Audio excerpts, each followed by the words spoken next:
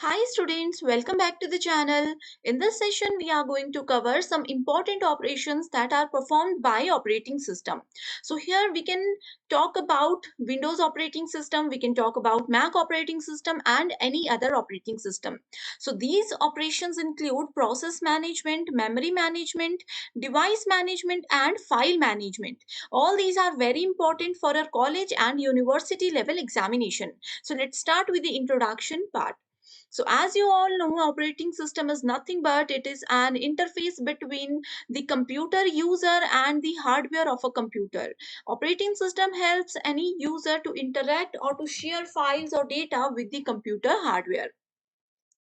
Operating system by itself does not provide any function, but remember one point that operating system provides an atmosphere in which different applications and programs can do their useful work. So some important operation include process management. So we will start with this only. The operating system is responsible for managing the processes. Managing the processes, right? That means assigning the processes to a process at a time. Let's take an example. Let's say this is our central resource, or we can say that this is the CPU. So many processes are there that want to use the CPU to fulfill their requirements.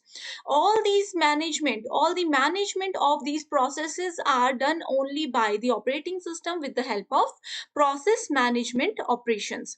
This is also known as process scheduling.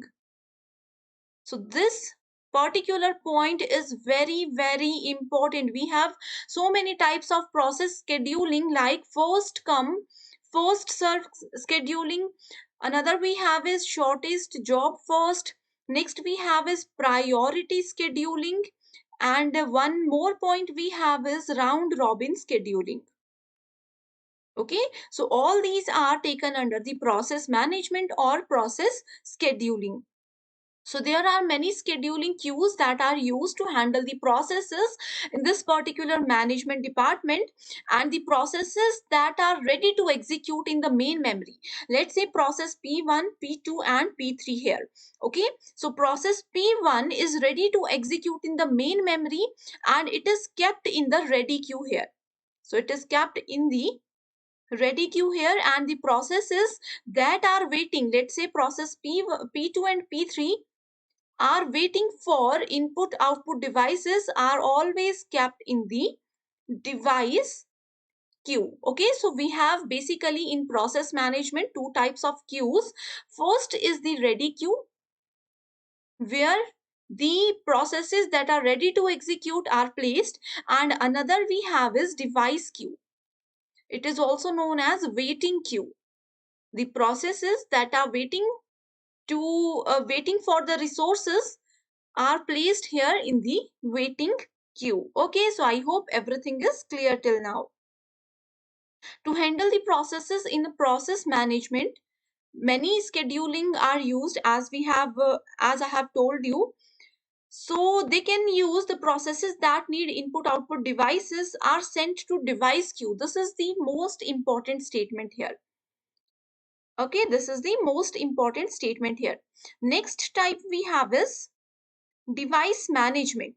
So device management is the process of managing the applications. Managing the applications and operations of the input output devices, such as what? Such as keyboard,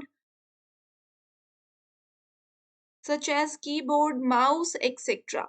Right? So managing the application and operations of input output devices is managed by the device management departments.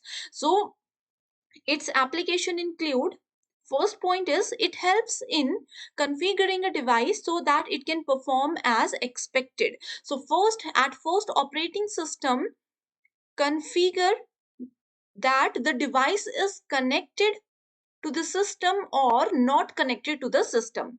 After that, when the configuration is done, only then a resource can use the particular device. Also, it executes security measures and processes. So it also helps us to check the security measures. It gives users access to input output devices using some device drivers. So remember one point, device drivers that we always use in every computer system are always managed by the device management.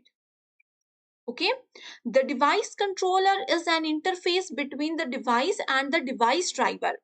Between the device, let's say device is our mouse, okay, and here we have used the device drivers. So device controller is an interface between device and the device driver, and the user application can access all the input output devices using the device drivers, which are device specific codes. Okay, next point we have is file management. So files are basically used to provide uniform view of data storage by the operating system. Here all the files are mapped into physical devices. All are mapped into physical devices that are usually non-volatile. These are non-volatile. So what is the meaning of non-volatile? Comment below the meaning of non-volatile. This is basic statement. All computer science students must know its definition, right? So non-volatile, so data is safe in the case of system failure. Right जब भी system failure हो जाता है in case power of की वजह से या किसी भी वजह से, तो अगर हमारा memory, if our files are non-volatile, that means there is no chance of a data loss. And for the file management, we have basically two ways to access the files stored in the operating system. First way is the sequential access, and another way is the direct access. The data is accessed in a predetermined and ordered sequence in the sequential access. And in case of direct access, the data is accessed directly without having a look sequentially for it. So these are the two different types, two different ways to access the files in the operating system by the operating system. Next we have is memory management. Memory management also plays an important role here. So memory management is a form of resource management. It is also known as resource management, and it helps us to allocate the portions of the memory, to programs at their request. Okay, so this is the definition of memory management. It is a form of resource management, and it allocates portion of the memory to programs at their request. Let's say this is our computer memory. If a program wants to execute, if a process wants a resource for some particular point of time, then the memory that is allocated here is done by the memory management system. It is necessary for any modern computer system that may run more than one process at a time. We all know nowadays we have computers that are multi-processor computers we all use, right? Let's take an example here. In my computer system, I'm doing multiple processes. Let's say I'm downloading a file. I'm also uploading some pictures on social media. I'm also listening to some songs, and I'm recording this session for you. All these processes are done simultaneously in my operating system, in my computer system, right? That's why we always need a multiprocessor system. So every process needs some memory for some particular time to execute it completely. So all these memory that the system allocate is done by the memory management. Some applications of memory management include, it helps to protect different processes. It helps to protect different processes from each other. Okay, this is the basic statement. Another is it helps to utilize the memory. It helps operating system to utilize the memory to the full extent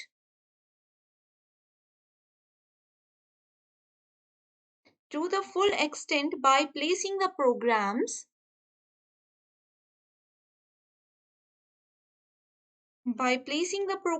in the memory. So note these points. All these points are very important for our examination, right? Next important application of using memory management is it tracks the inventory and updates the status if it gets emptied or unallocated. If some resource or some processes, let's say if some resources are not allocated to these processes, then it update the user of the computer. Okay, so this is all about the memory management. Other than this, you should note that the operating system deallocated memory from processes are as required. This may happen when a process has been terminated. Whenever a process gets completed its execution, then the process is terminated by the CPU.